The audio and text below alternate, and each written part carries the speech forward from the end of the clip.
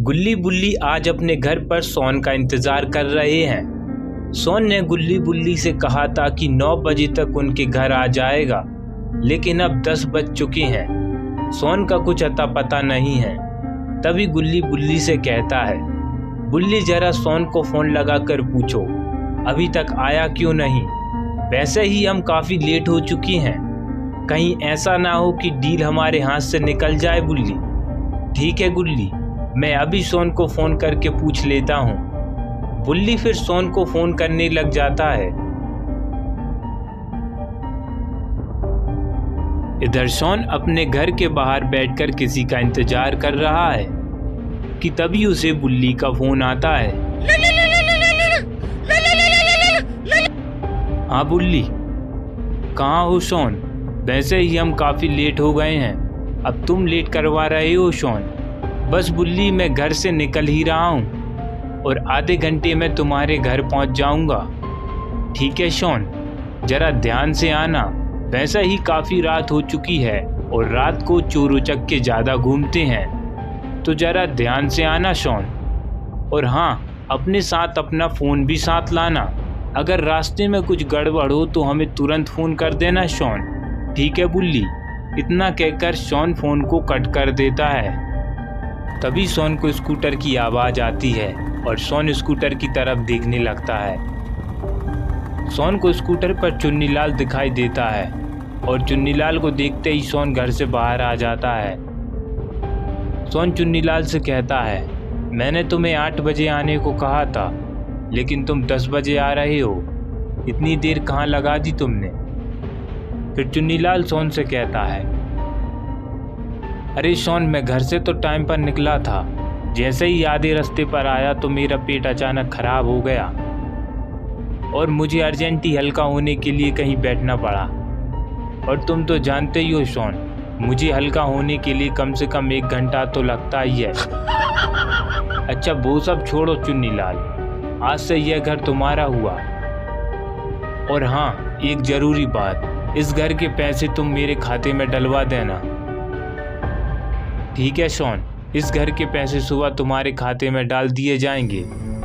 अच्छा चुन्नीलाल, मैं चलता हूँ। वैसे ही तुम्हारी वजह से मैं काफ़ी लेट हो गया हूँ। इतना कहकर सोन अपनी स्कूटर उठाता है और गुल्ली बुल्ली के घर की तरफ जाने लगता है।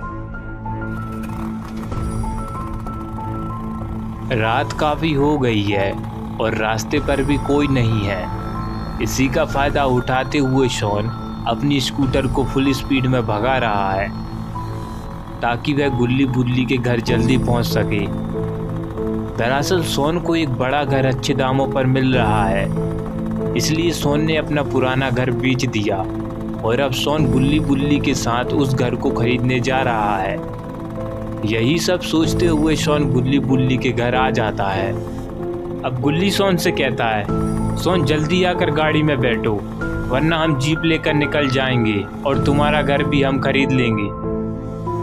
यह बात सुनते ही सोन दौड़ते हुए जीप में आकर बैठ जाता है और गुल्ली से कहता है, जितनी दम इस जीप में हो गुल्ली, उतनी दम से इस जीप को भगाओ। और तीनों ऐसी ही मौज मस्ती करते हुए डीलर की तरफ जाने लगते हैं। अब गुल्ली सोन से कहता है, सोन तुमने आने में इतना टाइम क्यों लगाया?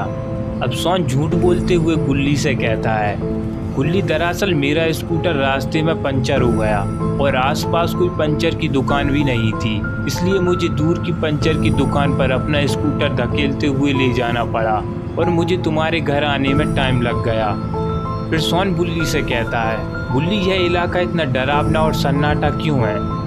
बुल्ली सोन से कहता है, सोन इस इलाके में दूर दूर तक कोई नहीं रहता और कई लोगों का कहना है कि यहाँ पर एक बूढ़ी औरत रहती है जो लोगों को मारकर खा जाती है, और जिस घर को हम खरीदने वाले हैं वो घर भी इसी इलाके में आता है सोन। बुल्ली जीप रोकते हुए कहता है, शायद इसी वजह से यह घर हमें इतना सस्ता मिल रहा है।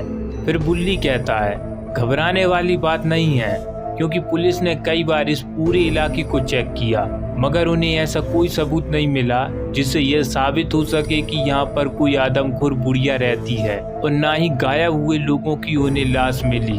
बस यह तो आदमखोर बुढ़िया की एक अफवाह थी।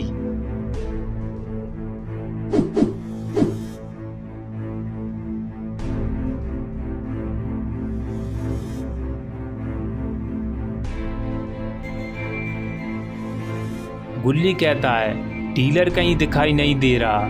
मुझे लगता है कि हमें आने में देरी हो गई और इस वजह से डीलर अपने घर चला गया। बुल्ली गुल्ली से कहता है, नहीं गुल्ली, मुझे नहीं लगता कि डीलर अपने घर गया होगा, क्योंकि उसकी गाड़ी शॉन के होने वाले घर के बाहर रखी है। इसका मतलब डीलर घर के अंदर है। कि तभी इन तीनों को घर के अंदर से किसी की चिल्लाने की आवाज आती है। आवाज को सुनते ही ये तीनों घर के अंदर जाने लगते हैं।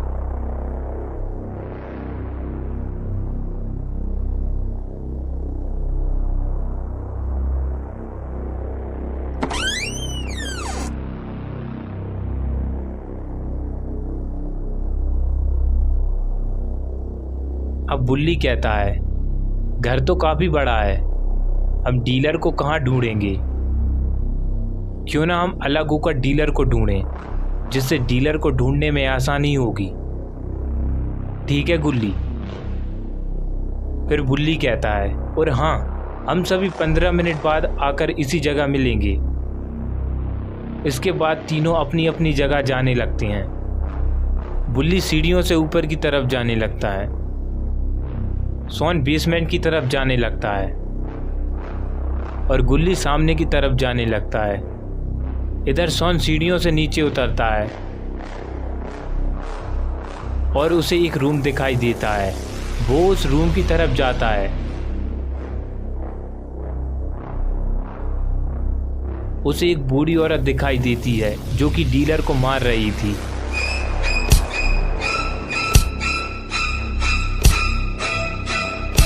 शॉन वहीं खड़े होकर यह सब देख रहा था।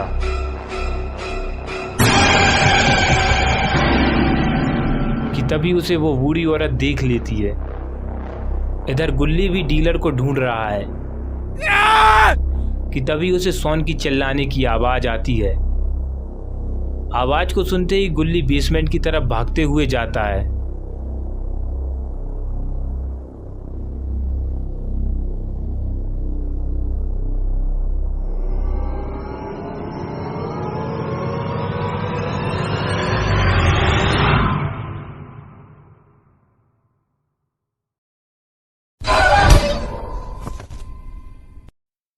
और यहाँ बुल्ली भी डीलर को ढूंढ रहा है और बूढ़ी औरत भी बेसमेंट से ऊपर आ गई है।